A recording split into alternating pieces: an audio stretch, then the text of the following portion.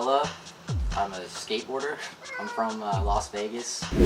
My name is Tyler Youds. I'm from Washington, D.C., and I film skateboarding. I fucks with the Krux part. It was, a lot of it I filmed out in Australia. Probably a good, almost half of it. And then there's a couple of LA clips mixed in there, but then the rest of it I filmed in San Diego with Tyler, pretty much.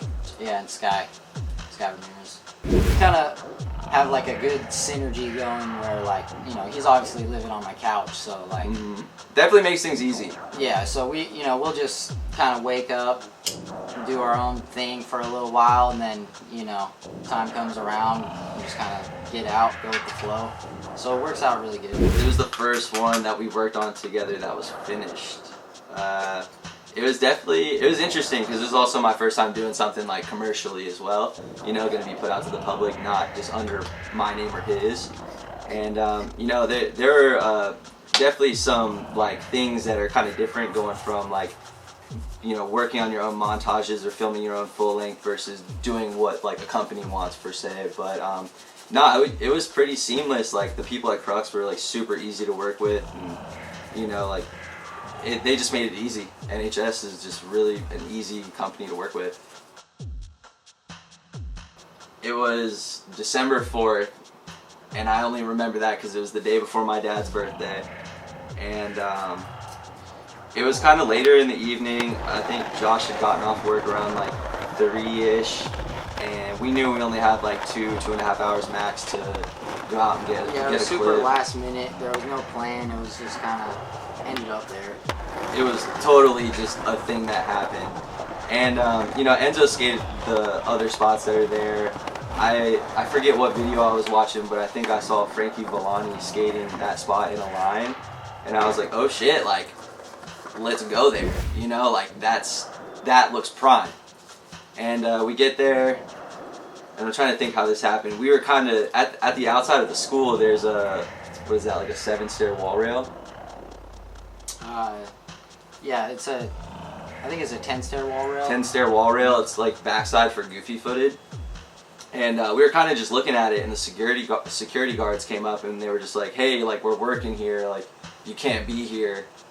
It's like, okay, so like when can we come back? I'll be back in like 35 minutes, we'll be out of here. Oh shit, alright, that's what's up. So then we went down to Vista Park, burned like a quick hour, still had some sunlight left, and then we went back to RBV, and you know, the doors were still open, so we just kind of moseyed on in and started warming up and filming. That was actually the first try that we made it. That was first try. The second stair set, yeah. Yeah, so like Josh and Enzo were warming up on the first set, and funny enough, the guy that hit me, we saw him in that courtyard area from the set to the second set, and he was just going in and out of like a tool shed, it looked like almost, and I acknowledged him, I know that he acknowledged me, but nobody kind of said, it was like a unspoken agreement, you know, we both kind of just turned away. And yeah, believe it or not, once Enzo was ready to try the line, he threw down, first hard flip went, we were going for the second set, and boom. Boom. Boom. Boom indeed. Boom. I was so hyper focused on what was going on in front of me that I just, you know, you forget about everything else that's going on in the world around you, and like it doesn't even matter about peripheral vision, like it just all happened within an instant, and that's how freak accidents happen. After the accident, you know, I had already gotten off the ground, and you know, I think I had like 4 or 5 homies posted up at my tripod camera. And the most we had a pretty big squad. Yeah, we were squatted up that day. And the biggest, like, I fucked up essentially was I had the tripod like kind of behind a wall, and the wall almost blocked the vision of their angle of where the cart came from. So they honestly didn't even see it until it was too late, you know? And yeah, they yelled at us. We're in a courtyard, like through a hallway from them, so there's like no way we would have heard anything. They just had to watch it all go down. Yeah, it was just a perfect recipe for disaster. I'm coming up to the stair set and I'm going around the wall, and as soon as I come around, I see the truck coming in my peripheral, like going like way too fast. So, and like as I was about to like jump off the stairs, the cart like clipped my heel a little bit and I felt it, and I just jumped down the stairs, and then like by the time I landed and looked up, and then like Tyler had already gotten hit and he was standing up, like already yelling at the guy, like as I landed and turned around. After I got up off the ground, you know, started kind of like talking with the older gentleman, realized it was unintentional.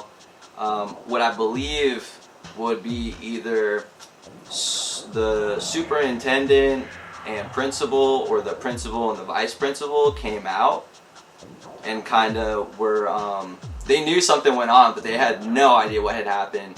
We explained to them the situation, and I pretty much told them, like, you know, like, I understand we're not supposed to be here. Your employee just ran me over. This is, you know, more or less your fault, but there's only really going to be a problem if you kick us out, because we are all really here just doing our own jobs, you know, like, you know, kind of just maybe make some even ground, and then they kicked us out.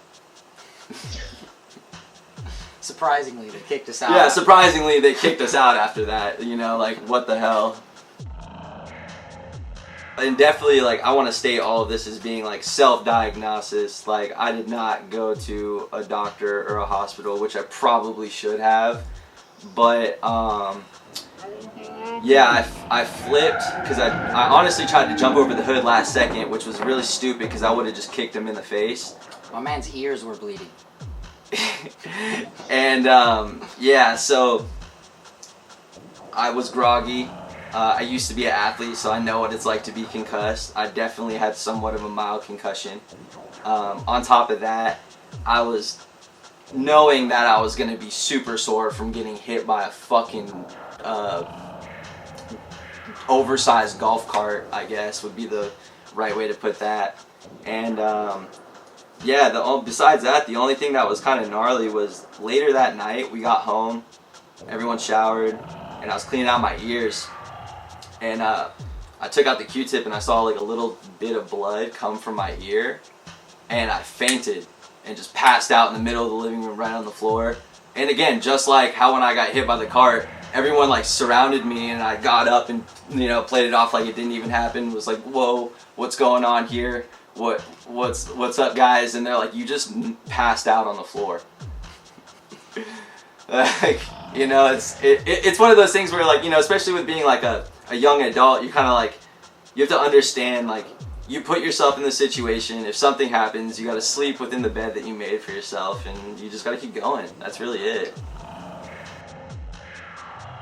I am totally fine now, totally recovered. I will say, there was like a week where I had PTSD from filming in schools. I think it was the day after we went to go get that line where Enzo did hard flip over like the 14 rail. And the first time he did the nollie heel nose slide and we pushed all the way to the set, there's like it's like a 3-way intersection instead of a 4-way.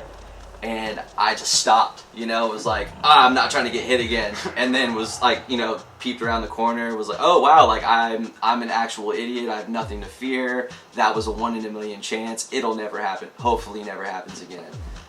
We ran into a kid, or like a squad, at a spot down here, like right before I went out to Orlando for the past like week or so. And the kid recognized me, and he told me, like, ever since I saw that, I stopped filming lines fisheye. And I was like, wow, like, that's kind of crazy, but you shouldn't take it that far. Yeah, so right now I'm actually working on a video called Shed Life, and it's featuring a lot of the dudes from Pharmacy Las Vegas. And yeah, you know, keep your eyes out for that one. Just stacking. Yeah, we're just stacking clips.